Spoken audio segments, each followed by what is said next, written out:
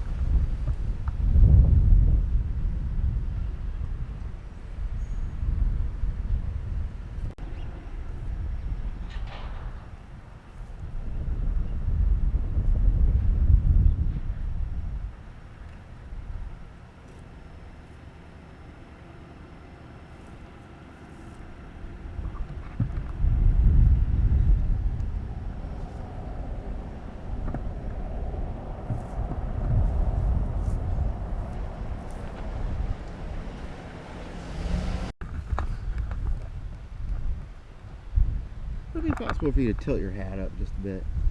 Yeah, that's good. Yeah. There we go. So tell me about what's been going on out here, and about you were just telling me how many houses are gone and what you've been seeing.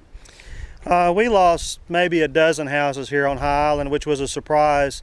The locals said they've never had water, here at High Island because we're above sea level. Our little town's built on a salt dome, so they were really surprised to see the water. But we had rising water early Friday morning, hours and hours before the storm came in. We were pulling people out of the water from our neighboring community. We pulled about 60 people out of the water 7 o'clock Friday morning, got them to the Methodist church. FEMA brought a bus. They bussed them out before we got blocked off by water to the north. After that, the military started flying people out that we pulled out of the water. At that time, we still didn't know if the water would rise up high enough to destroy any of our homes here in High Island, but they did. 3 sides of our little community had storm surge, and all the houses on the perimeter of those 3 sides, had severe damage. Some, like this one, totally destroyed. I got 2 over there completely washed away. Had an elderly couple across the street here that we're not going to evacuate, and I went and got them out of their house Friday morning with rising water, and Saturday morning I went to check. You can't tell there was ever a house there. It's completely gone. If that couple had stayed in that house, that elderly couple, they wouldn't be alive. So we're fortunate that all the houses that were destroyed, didn't have anyone stay. All the folks, we were able to either get them out or they evacuated. Tell me about how you said you pulled about 60 people from that water. They were walking up. They were literally walking up, soaking wet. Most of their cars are between here and the next community, still, in the water, or on the side of the road. They got out Friday morning thinking they could evacuate and leave the peninsula Friday morning, to find that the peninsula was already, at least part of the peninsula was already flooded. So they tried to drive out, and their cars were washed off the road by the waves. So then they were coming up soaking wet, and certainly, in distress over having to come up out of the water here at the coast. And of course the water rose here way higher than we ever imagined. Tell me about this house right here. This house, of course, the storm surge came up this high, so you can see the power of the water. And there's other houses, and of course as you go down the peninsula, there's houses that are completely gone, nothing standing. So that water just has a tremendous power. The wind and thing is one thing, but the wind damage, but the water is just amazing what that water will do to a home. Have you heard about anybody who got killed? No, everybody that we know here in High Island that stayed are in good shape. The few people that we know that stayed on the peninsula, that rode out the storm, some of them, they flew them out by helicopter on Saturday, but we don't know of anyone personally anywhere on the peninsula. And there may have been some loss of life, but as far as all the folks that we know personally, I don't know of anybody here in High Island that's aware of any deaths, of people they know personally, and for that we certainly give thanks. Can you say and spell your name for me? Marty, M-A-R-T-Y. Last name is Bodie, B-O-D-D-I-E, and I pastor the Methodist Church here in High Island. And I stayed because I knew I was going to have members that stayed, and I felt like they needed a clergy presence, for the aftermath of the natural disaster. Thank you. You're welcome. Can you say your phone number for me? It's, I can say it, but I've got a business card too. We couldn't drive out. There was miles of water between us and Winnie. Mm-hmm. Even Friday before this thing hit, there were miles and miles of water. There's 17 miles to Winnie, and most of it was covered in water.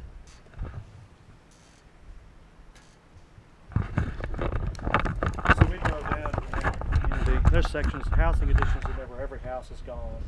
Yeah, Every house is devastating down there. Gilchrist. Yeah. It's completely gone. There was another house down behind it. Can you say that again? You say there was a house there. There was a house there on the corner, one of these kind that are built up on stilts. As you can see, it's completely gone. What's left of their house and their stuff is blown back into this vacant lot. Down behind it was another residential home where the elderly couple lived, and their house is completely gone. If you didn't know, you wouldn't know there'd ever been houses sitting there. And that was, the storm surge came up and, of course, took out both of those houses. Tell me about this community who lives here. I think some people have the perception that it's vacation homes, but really there's a lot of people who live here Now, our community is different here in Highland. You have vacation homes down at Crystal Beach, but most of our folks here, this is just a small residential community. We have a little small school district here.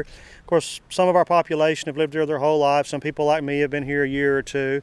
It's just a small community, but they pull together. Through this, people have been sharing bread and batteries and just helping their neighbor. It's just a nice, quiet, sleepy little community. But we certainly, everyone here is very loving and very caring, and certainly, we didn't have the damage they had down the peninsula, so we know our community will be up and running again, as soon as we get utilities back in service. The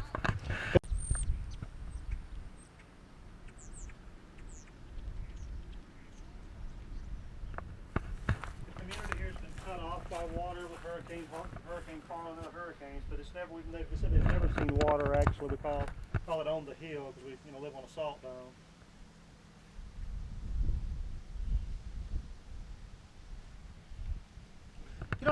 And this is where they land. Oh wait. Our little community is most famous for bird watching. The birds from South America, when they're migrating back, after the winter, they land here coming from South America. So we have people from all over the world come here to enjoy bird watching here in Highland. That happens in April. So that's really what we're famous for in our little community. What kind of bird? Everything you can imagine. Just brilliantly colored birds. Of course, they all have their books and they all know what kind of birds they're watching. Well, they keep track of what kind of birds they see, each year. And of course, we've got to enjoy a little bit of that this last April, and that's really been interesting, how many birds actually come here.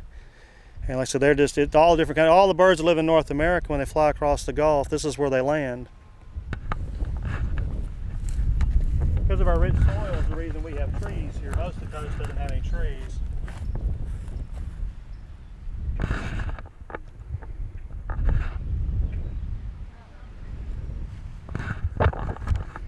I'm glad we got that elderly couple out of that house down there, because there's no way they would have survived in that home. Yeah. Because the homes all over our community. The smell of oil, we were completely surrounded by water, but all that water was mixed with oil from all of our oil facilities around here. For the last couple of days, there was a tremendous smell of oil, and so the oil tanks washed up all around the perimeter of our little town.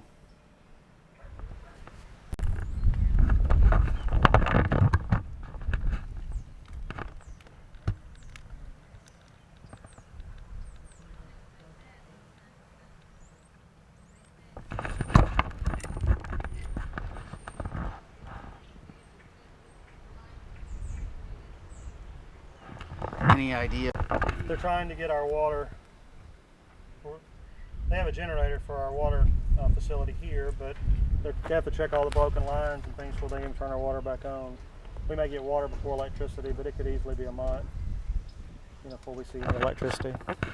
You said it could easily be. Possibly. After Hurricane Rita, people went 3 and 4 weeks without electricity, and that could very well happen, with Hurricane Ike.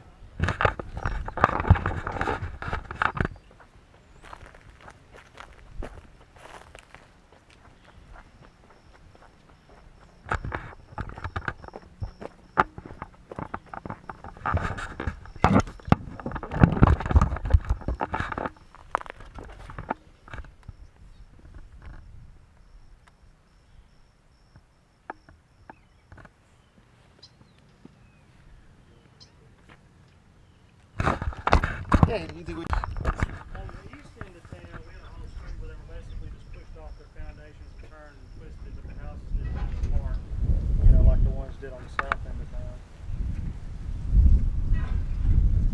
The horse heads out there in the oil, the oil field, and of course most of them have these storage tanks, so when the water came in, they just washed up. Of course, the cows came down from the peninsula. We've got cattle all over town grazing at the post office, at the school, the cemetery. It's kind of unusual seeing cows, grazing all over town. Where's the cemetery? Yeah, if you could tell me more about it. Some of our Highland residents live here in this home. This was one of those houses built up on piers, and of course, as you can tell, it was completely washed away by the storm surge. This house and the house down behind it, of course, are completely gone. We have wild alligators, of course, in the marsh all around us, and when the marsh flooded, we had some 12-foot alligators come up on the north end of town, long about where the bank was. Some of them came up on the street, which we're used to seeing wild alligators down here, but usually not that close to town. And the snakes on this side? Well, they said we've had, snakes come up out of the marsh, when the marsh flooded. So they've killed some snakes, around the perimeter of town. If you notice, it peeled all the asphalt off of one of our residential streets here. When that storm surge came through, this was actually black asphalt, and there's nothing left now but the gravel, base underneath it.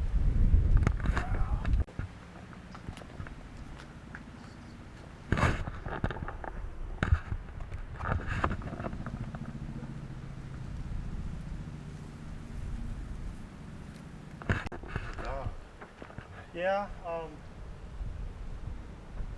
don't know how many dogs washed up from Crystal Beach, or how many of them are local dogs that didn't get an opportunity to go out with their owners.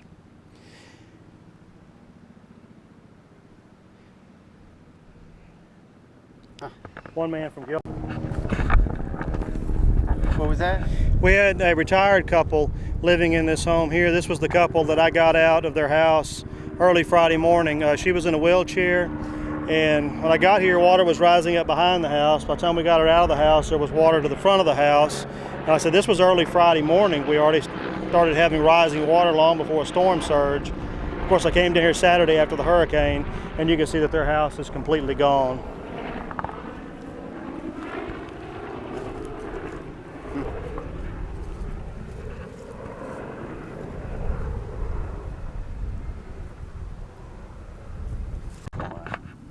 That's the direction of their house, right?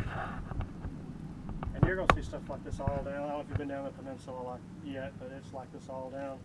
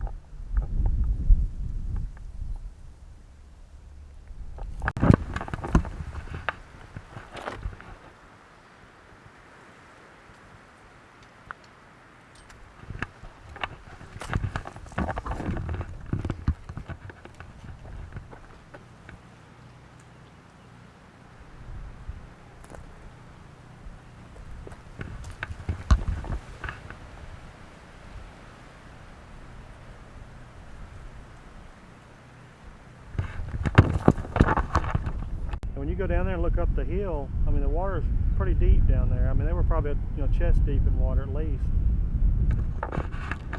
Chest deep in water, you say? Yeah, the folks that were coming up this road from Gilcrest early Friday morning were, chest deep in water. When they said when they're coming down the shoreline, some of the waves, of course, were coming over their heads.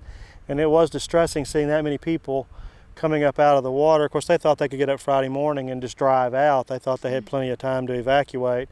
But the water just rose so quickly. And I said it was 50 or 60 people came up out of the water, down the street. That's sad. Some of them would come over and just